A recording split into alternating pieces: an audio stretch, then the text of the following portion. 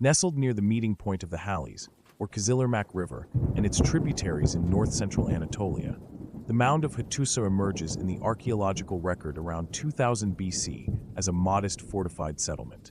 Its earliest inhabitants spoke an Indo-European dialect ancestral to the Hittite language, a tongue later preserved on clay tablets in cuneiform script borrowed from Mesopotamian scribes. By the early 17th century BC, Hattusa had evolved into one of several petty kingdoms competing for control of the Anatolian plateau, its rulers titled Lugul, or Great Man, blending indigenous traditions with diplomatic practices learned from southern neighbors. The transformation from city-state to imperial power began under King Labarna I, whose reign from approximately 1650 to 1620 BC is shrouded in later legend. Labarna's successors, notably Hattusili I, solidified dynastic rule by subduing rival polities. Zalpa in the north, Alalak to the south, and the wealthy Hurrian-speaking city of Nessa, modern-day Kultepe. Hattusili I's conquests extended Hittite hegemony over crucial trade routes linking Mesopotamia to the Aegean, securing access to tin from the Taurus foothills and cedar from the western mountains, materials essential for bronze production and monumental construction. Central to Hittite kingship was the ideology of the storm god Tirana, later known as Terrans, whose divine mandate justified martial expansion. Early Hittite rulers presented themselves as Tirana's earthly stewards, erecting cultic centers at sacred mountains and installing royal chapels within Hattusa's nascent temple district. Religious ceremonies, seasonal festivals marked by chariot processions, animal sacrifices, and the recitation of divine hymns, reinforced the bond between king, deity, and people, anchoring political authority in cosmic order. Administratively, the fledgling kingdom adopted and adapted Mesopotamian innovations. Clay tablets unearthed at Bagaskoy, the modern archaeological name for Hattusa, reveal that Hittite scribes used cuneiform beginning as early as the 17th century BC to record treaties, genealogies, and legal cases. These texts show a dual bureaucracy. Palace scribes managed royal decrees and international correspondence, while local masters of the lands, or Landesmeister, oversaw taxation, irrigation, and conscription in provincial districts. Urban planning in early Hattusa combined practical defense with religious symbolism. The city's core sat on an elevated ridge, protected by concentric walls of mud brick later reinforced with stone facing. Behind the fortifications, a grid of streets organized residential quarters, workshops, and granaries. A striking feature was the practice of carving foundation deposits such as bronze axes, clay figurines, and carved stone tablets beneath key structures to invoke divine protection and commemorate construction. Trade and craft specialization flourished under the new regime. Hittite artisans mastered fine metalwork, producing weapons and ritual vessels in arsenical bronze. Potteries in distinctive Hittite red served both daily use and ceremonial functions, and the discovery of ivory inlays at royal residences indicates early long-distance exchange with Syria and Mesopotamia. Control of caravan routes through the Anatolian highlands brought luxury items such as lapis lazuli, silver, and exotic woods into Hattusa, funding further state building. By the late 16th century BC, Hattusa's rulers no longer styled themselves merely as powerful tribal chiefs, but as sovereigns of a burgeoning realm. Royal inscriptions, later attributed to figures like Mursili I, celebrate campaigns that razed Aleppo and Kizzuwatna, demonstrating that the Hittite kings had mastered both mountain warfare and siegecraft. With each victorious incursion, Hattusa's influence expanded, its coffers filled by tribute, and its military reputation established among neighbor states. Thus, over the course of a single century, Hattusa evolved from a regional stronghold into the dynastic capital of an empire in waiting. By integrating religious authority, administrative innovation, and strategic conquest, the early Hittite kings laid institutional and ideological foundations that would support the empire's full flowering under later rulers.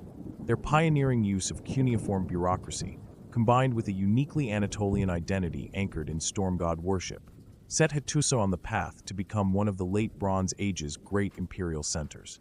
Under Hattusili I, Hattusa's transformation into a centralized state accelerated. Claiming descent from the dynasty's founder, he stamped his authority through military campaigns deep into Syria and Upper Mesopotamia. The Hittite army, organized around chariotry, supported by infantry levies drawn from core Anatolian provinces, penetrated Hurrian-controlled Kizzuwatna, and sacked the wealthy city of Alalak. These victories secured vital trade routes, particularly the Silver Road from the Taurus mines, and brought new tribute into Hittite coffers. Hattusili's royal annals proudly record how he rebuilt Hattusa's inner citadel with massive stone revetments, erected grand audience halls, and rededicated the storm god temple at Arinna, intertwining political power with religious legitimacy. His successor and nephew, Mursili I, extended this momentum. In perhaps the boldest move of early Hittite history, Mursili launched a surprise winter campaign down the Orontes Valley, capturing and razing Babylon around 1499 BC. Though short-lived, this stroke demonstrated the Hittite realm's reach and undermined Mesopotamian claims to inviolability. Believing in divine sanction, Mursili attributed the victory to Tirannias' favor, engraving dedicatory texts on temple walls back in Hattusa. At home, Mursili continued Hattusili's administrative innovations. Provincial governors, known as Lalukka, were empowered to raise levies on local herdsmen and administer justice, yet their loyalty was ensured through the practice of royal hostages drawn from key families. The palace scribal bureau flourished under Mursili, producing bilingual correspondence that secured alliances with Mitannian rulers. Records show that tributes such as silver, textiles, and horses arrived regularly at Hattusa, funding temple festivals and chariot divisions. Culturally, this era spawned the first surviving Hittite myths. Retellings of the storm god's battles against sea demons, inscribed on clay tablets and recited during seasonal ceremonies. These texts laid the groundwork for a unique Hittite theology that fused Indo-European motifs with Hurrian myths encountered during Syrian campaigns. Yet consolidation under Hattusili and Mursili was precarious. The destruction of Babylon left a power vacuum quickly refilled by resurgent Kassite rulers, and the Hittites' overextension into Mesopotamia invited retaliation from Elam and Mitanni. Back in Anatolia, tribal clans, Yamhidites in the west and Luwian horse lords in the south, tested royal control. Nonetheless, the Old Kingdom period under these two kings established institutional patterns. Military expeditions followed by palace building, coupled with religious patronage that would endure and define Hittite rule for centuries to come. By 1400 BC, the Hittite realm had fractured under external assaults. Mitanni chariots and Assyrian foot soldiers pressed on Hattusa's southern frontiers, and internal rivalries among provincial chiefs threatened to splinter the kingdom. Tudhaliya I ushered in a Middle Kingdom resurgence by implementing sweeping reforms. He overhauled the royal succession to prevent dynastic coups, decreeing that the heir must marry a daughter of the storm god priesthood, thereby fusing political and cultic authority. Tudhaliya invested heavily in fortifying key border towns, Suppiluliuma in the east and Zarina in the west, by constructing glacis-reinforced walls and improving supply depots. He instituted a standing chariot corps led by royal bodyguards, reducing reliance on seasonal levies. A reorganization of provincial administration replaced hereditary governors with messengers of the king, who rotated annually to thwart local power consolidation. Diplomatically, Tudhaliya pursued rapprochement with the Mitanni under King Shatarna II. Treaties drafted in Akkadian laid out mutual non-aggression, shared horse stocks, and intermarriage pacts. This détente freed Hittite resources to address more pressing threats from the rising kingdom of Ahiwa in western Anatolia. Archaeological evidence from Bagas Khoi suggests that Hittite scribes translated Mycenaean linear B terms into Hittite, indicating trade and cultural exchange. Culturally, the Middle Kingdom saw a flowering of Hittite art. Temple reliefs display a blend of Hurrian deities alongside Hittite royal iconography, and imported ivory rhytons testify to connections with the Aegean. The palace at Hattusa added a grand festival hall, adorned with carved mountain god statues and cuneiform treaty stelae, underscoring the intertwining of ritual and diplomacy. Economically, Tudhaliya revitalized the kingdom's agrarian base by repairing irrigation dikes on the Hali's tributaries and issuing standardized grain measures inscribed on clay tokens. These reforms stabilized the yield, ensuring supply for the capital's workshops producing bronze tools, weapons, and chariot fittings. While the Middle Kingdom never recaptured the Mesopotamian conquests of Mursili I, Tudhaliya's policies realigned Hattusa's priorities, shoring up core territories, institutionalizing provincial oversight, and forging diplomatic pacts that preserved the kingdom through a turbulent century. This period of resilience laid the foundation for the imperial expansion that would follow under Suppiluliuma I. Suppressing simmering unrest at home, Suppiluliuma I, whose reign lasted from 1350 to 1322 BC, seized the throne with an unshakable vision to transform Hutti from plateau kingdom to Near Eastern superpower. He embarked on a blistering sequence of campaigns that reshaped the geopolitical map. First, he exploited a succession crisis in Mitannian, then ruled by the young Tushratta, sending armies south to seize Kizzuwatna and driving a wedge between the Hurrian federations. By 1346 BC, Hittite garrisons held Carchemish and Aleppo, controlling trade arteries linking the Mediterranean to Mesopotamia. In the west, Suppiluliuma turned his eyes toward the wealthy cities of Syria-Palestine.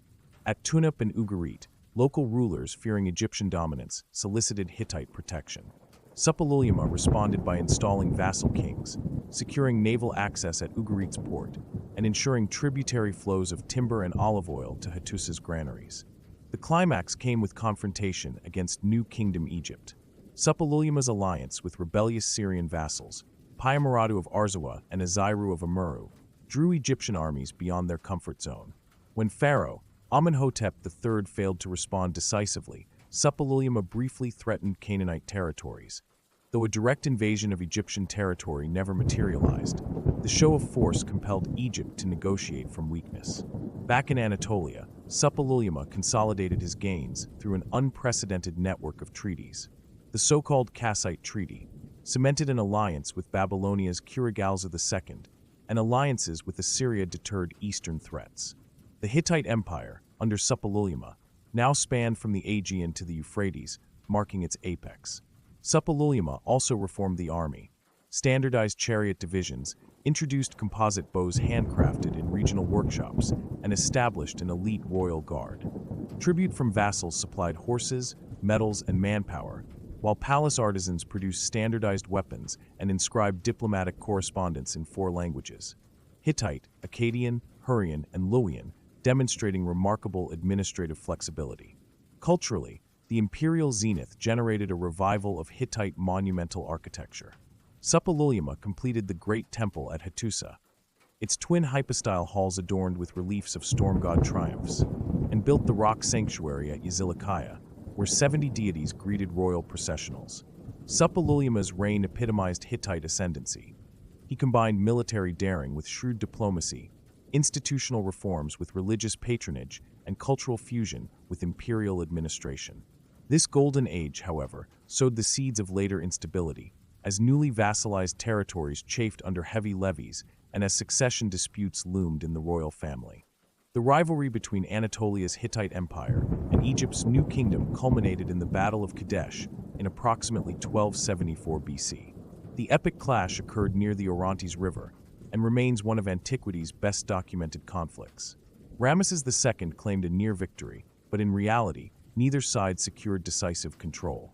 Both armies suffered heavy losses, and the protracted stalemate convinced Ramesses and Suppiluliuma's successor, Hattusili III, to negotiate what has come down as the world's earliest known peace treaty. The Kadesh Accord, inscribed in both Egyptian hieroglyphs and Akkadian cuneiform, codified ceasefire lines in Syria, established mutual defense clauses, and included extradition provisions for political refugees. Egypt recognized Hittite dominion over Kadesh and Amuru, while Hutti acknowledged Egyptian control south of Dapur. Importantly, the treaty guaranteed open trade. Copper, timber, and lapis from Anatolia flowed to Egypt's workshop districts, while gold, wine, and linen entered Hattusa's markets. Beyond geopolitics, Kadesh transformed cultural exchange. Egyptian scribes in Amuru adopted Hittite loanwords for chariot parts. Hittite artisans incorporated Egyptian lotus capitals into palace columns, and intermarriages between royal houses, such as the marriage of Pujahipa, daughter of a priestess, to Hittite king Hattusili III, fostered dynastic bonds that outlasted mere treaties. The accord also standardized diplomatic protocols, exchanging royal daughters as wives, sending sumptuous tribute caravans during festivals, and mutual visits by high priests to respective capitals. A remarkable bilingual treaty tablet discovered at Bagaskoi bears Hittite and Egyptian seals, a testament to evolving norms of international law. Thus, the Treaty of Kadesh exemplifies how warfare, diplomacy, and culture interwove at Hutti's Imperial Zenith.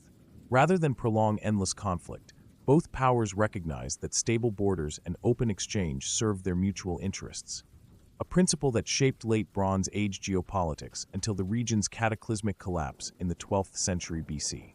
By the mid-14th century BC, Hutti had developed one of the ancient world's most sophisticated legal systems. Royal edicts, compiled during the reigns of Mursili II and Tidhalia IV, formed the core of the Hittite law code, which addressed crimes from theft and assault to perjury and ritual negligence. Unlike the lex talionis of Mesopotamia, Hittite justice emphasized proportional fines, social status considerations, and even humane treatment. For instance, injuring a charioteer incurred compensation in livestock and labor rather than corporal punishment. Court procedures were clearly delineated. Local magistrates presided over village courts for minor disputes, while serious cases were escalated to royal envoys in Hattusa. The code mandated witness oaths invoked in the storm god temple, affirming that perjury incurred divine wrath. This interpenetration of civic law and religion reinforced the king's role as Tyrannia's earthly regent. Religious administration equally reflected this fusion. Priesthoods were organized in hierarchies. Chief priests of Arena held authority over regional cult centers, while temple estates managed landholdings and craft workshops whose output sustained both cult and court. Annual festivals such as the Purulli Spring Rites reaffirmed cosmic harmony, with royal participation enshrining the king's central role in maintaining ma'at, or divine order. Bureaucratically, Hittite scribes employed an array of cuneiform dialects to manage the empire's complexity. Royal archives cataloged land grants, treaty ratifications, tribute lists, and even diplomatic gifts, ranging from Egyptian gold earrings to Babylonian lapis seals. An itinerant postal network of way stations enabled messengers to traverse Anatolia's rugged terrain in days rather than months, ensuring rapid transmission of orders and intelligence. Provincial governance combined local autonomy with central oversight. In distant kingdoms such as Arzawa and Tarhuntassa, vassal rulers retained dynastic legitimacy but were bound by annual tribute, military service, and the obligation to host royal inspectors. Failure to comply invited punitive expeditions, an administrative model echoing later imperial systems. Through this intertwining of law, religion, and administration, the Hittite Empire achieved remarkable cohesion across diverse populations. Hattians, Luwians, Hurrians, and Semites, under the banner of a shared legal code and the unifying cult of the storm god. This institutional sophistication underpinned Hutti's stability at its zenith and served as a blueprint for subsequent Anatolian and Aegean polities. After Suppiluliuma I and his sons, the empire's institutional strengths were tested by a cascade of crises. Local rebellions erupted in Kizzuwatna and western Anatolia, as overburdened vassals chafed under heavy tribute and conscription demands. Economic strain intensified when prolonged droughts curtailed harvests, reducing granary reserves and fomenting social unrest in rural districts where peasant-proprietor tensions spilled into armed revolt. Concurrently, the so-called Sea Peoples, maritime raiders of uncertain origin, began a series of incursions along the Levantine coast. Hittite garrisons at Ugarit and Byblos fell to these attacks, severing key trade links and depriving Hutti of vital imports, such as Egyptian gold and Cypriot copper. A brief Hittite expedition to repel them only underscored the empire's overextension. Supply lines from Anatolia to Syria proved vulnerable. In the capital, palace intrigue aggravated the situation.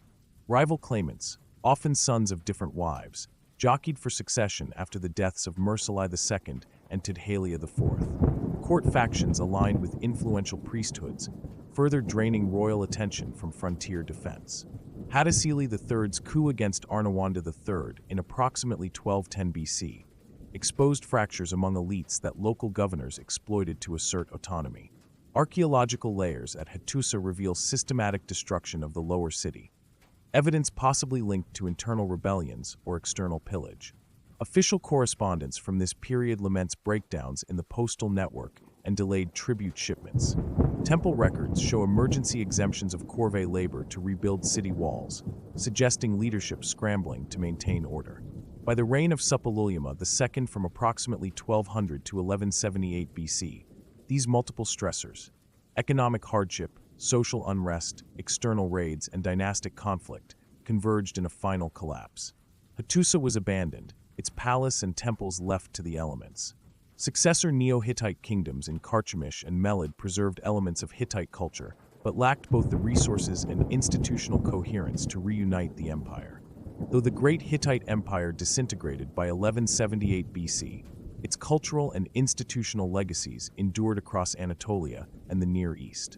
The imperial capital at Hattusa fell silent, but regional centers like Carchemish, Karatepe, and Samal emerged as Neo-Hittite city-states, continuing the cuneiform scribal tradition, storm god worship, and monumental relief carving well into the Iron Age.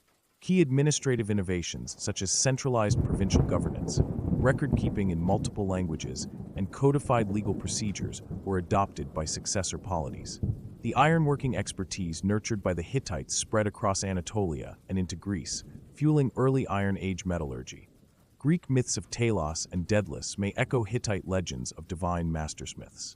Diplomatic practices such as treaty sealing with divine witnesses, interstate marriage alliances, and gift diplomacy, perfected at Kadesh and during Mitannian truces, became staples of Late Bronze and Iron Age international relations, informing Assyrian, Babylonia, and even Neo-Judean statecraft. Religiously, the storm god cult survived in the syncretic pantheons of Lydia and Phrygia, morphing into later Anatolian deities like Terrans and Zeus Labrandos. Hittite myth cycles, rediscovered on clay tablets at Ugarit, reverberated through the region, influencing Greek epic narratives and Near Eastern religious texts. Archaeological remains, city walls, palace complexes, rock sanctuaries, continue to inspire study, revealing how an Anatolian people harnessed Indo-European, Hurrian, and Mesopotamian elements to create a distinct imperial civilization. Even modern Turkish place names such as Bagazkoy and Yazilikaya echo that vanished age. Thus, while the Hittite Empire's territorial unity was fleeting, its institutional, artistic, and technological achievements cast a long shadow. From the formation of Iron Age kingdoms to the evolution of diplomatic norms, the land of Hutti shaped the contours of subsequent Eurasian civilizations, leaving a legacy that endures in the very foundations of statecraft, religion, and culture in the ancient world. Thank you for journeying through the rise, zenith, and fall of the Hittite Empire, an Anatolian powerhouse whose innovations in warfare, diplomacy, law, and religion reshaped the Late Bronze Age. We traced how humble hilltop city-states coalesced into an empire that stood toe-to-toe with Egypt and Babylon, only to crumble under the weight of external raids and internal discord. Yet, their legacy lived on, in Iron Age kingdoms, in diplomatic practices, and in the syncretic faiths and art that flowed from Hattusa's archives. If you enjoyed uncovering this chapter of antiquity, please like, subscribe, and ring the bell. Until our next ancient odyssey, stay curious, stay bold, and keep exploring history's hidden empires.